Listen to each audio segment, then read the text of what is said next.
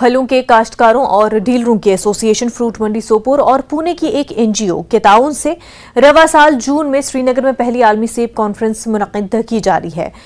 फयाज अहमद मलिक ने कहा कि कॉन्फ्रेंस का मकसद वादी में फलों की सनत को फरोग़ देना है, जिसे गुज़िश्ता साल 7 सालों के दौरान मुख्तलिफ वजूहात की वजह से भारी नुकसान का सामना है। उन्होंने उम्मीद की है कि सेब उगाने वाले ममालिक और उनके माहिरीन के मशावरत और महारत से कॉन्फ्रेंस में शिरकत करने वालों को फायदा होगा और सनत को फरोग़ मिलेगा। जो बना है उसमें तमाम जो छोटे छोटे ग्रोवर्स है वो उसके मेंबर बन जाएंगे और पार्टिसिपेट भी वही करेंगे SKICs में 24 और 25 जून को। और उसमें हमको जो अवेयरनेस है, जैसे कोल्ड स्टोर है, छोटे छोटे जो हमारे जो जूस प्लांट है या और भी जो इसमें है, वो इसमें मेन इश्यूज होंगे। और इस बारे में हमारे सेंट्रल के एग्रीकल्चर मिनिस्टर तोमर साहब वो इसमें पार्टिसिपेट करेंगे। मैं वैसा ही चाहता हूं कि इस कंपनी का मेन मकसद ये है कि हम एक पब्लिक मूवमेंट बनाए। गवर्नमेंट अपने तरीके से काम करे, लेकिन हम एक पब्लिक मूवमेंट बनाए। पब्लिक मूवमेंट में हम सोचे कि हमारे कहां पे लॉसेस हो रहे हैं, हमारे ग्रोवर्स पिस रहे हैं, पिछले कई सालों से कंटिन्यूसली लॉसेस हो रहे हैं। उस लॉसेस को बेयर करने के लिए हमने एक कंपनी बनाई है कि ताकि ये इश्यूज उठाए हमें। श्रीनगर के साथ साथ लद्दाख के लिए हवाई किराए में बेतहाशा इजाफा बाइस तशवीश है।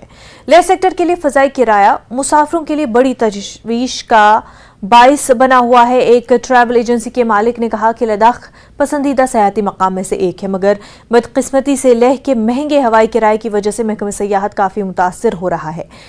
उन्होंने कहा कि लेह का सफ़र यूरोप के किसी मुल्क के सफ़र से ज़्यादा महंगा बन गया है। साथ ही उन्होंने कहा कि लेह सेक्टर में सर्दियों के दौरान कोई दूसरा ऑप्शन भी नहीं होता है। उन्होंने हुकूमत पर जोर दिया कि हवाई जहाज़ के बढ़ते हुए किराए को एतदाल पर रखने के लिए इक़दाम किए जाएं। एयरफेयर काफ़ी महंगा है, तो अब इस वक्त हम एयरपोर्ट पे अगर ले एयरपोर्ट के भी एयरपोर्ट हम हैं, एक पैसेंजर से भी बात करेंगे कि लद्दाख के टिकट के साथ। सर आपका नाम? मेरा नाम मंगतराम है सर। अच्छा, ये ले का टिकट के बारे में क्या बोलेंगे आप? ले का टिकट बहुत महंगा है। जी। हम आज इधर टूरिस्ट भी आता है जी, और काम करने के लिए भी नीचे के लोग आता है सीजन लगाने के लिए। टिकट बहुत महंगा है और जम्मू से तो बहुत ज़्यादा महंगा है ना। अच्छा, आप जम्मू से आना था? मैं जम्मू से आना था। अच्छा, फिर आप कहाँ से आए? चंडीगढ़ से आया। अच्छा, तो जम्मू से टिकट सीधा नहीं मिल रहा था? नहीं मिला, बहुत महंगा है ना। जी। तो ये तो 1 घंटे का फ्लाइट है, तब भी बहुत महंगा है टिकट, है ना? फिर भी महंगा है। जी। मेरा नाम राहुल है और मैं बैंगलोर से आ रहा हूँ। और अभी एयरफेयर्स के बारे में बताने जाओ तो थोड़ा ज़्यादा ही है, और अभी ऑफ सीज़न भी है तो हम समझ सकते हैं क्योंकि कम लोग आते होंगे लद्दाख में, सो प्राइस भी ज़्यादा होगा।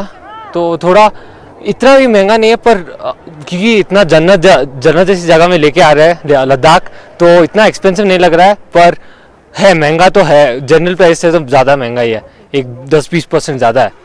और आजकल हमारे लद्दाख में ये एयरफेयर के बारे में बहुत सारी दिक्कतें हो रहा है, खासकर टूरिज़्म के लिए भी। जैसे हमारे लद्दाख का तकरीबन दिल्ली से 1 घंटे के आसपास और जम्मू और श्रीनगर से 40-50 मिनट का सफ़र होता है, लेकिन इसका जो एयरफेयर होता है वो यूरोप या कहीं बैंकॉक से भी ज़्यादा वो कर दिया जाता है, क्योंकि इतना फ्लाइट होने के बावजूद भी दिन में करीब 14-15 फ्लाइट आता है। छोटा सा एयरपोर्ट है, फिर भी इतना प्राइस होने की वजह से प्राइस कैप कुछ लगना चाहिए लद्दाख में, मैक्सिमम मिनिमम का, क्योंकि काफ़ी जगह पे हम यहाँ से 4-4 घंटे का यहाँ से दिल्ली से साउथ इंडिया या नॉर्थ ईस्ट जाता है, इतना प्राइस कभी नहीं होता है। और हालांकि उनके पास राउंड द क्लॉक रोड से भी जाने का सुविधा होता है। जैसे लद्दाख में विंटर पूरा 6 महीना रोड से जाने का नहीं होता है, इसकी फ़ायदा एयरलाइंस वाले लेते हैं। North zone cultural centre Patiala ने लेह में रिवायती डफ और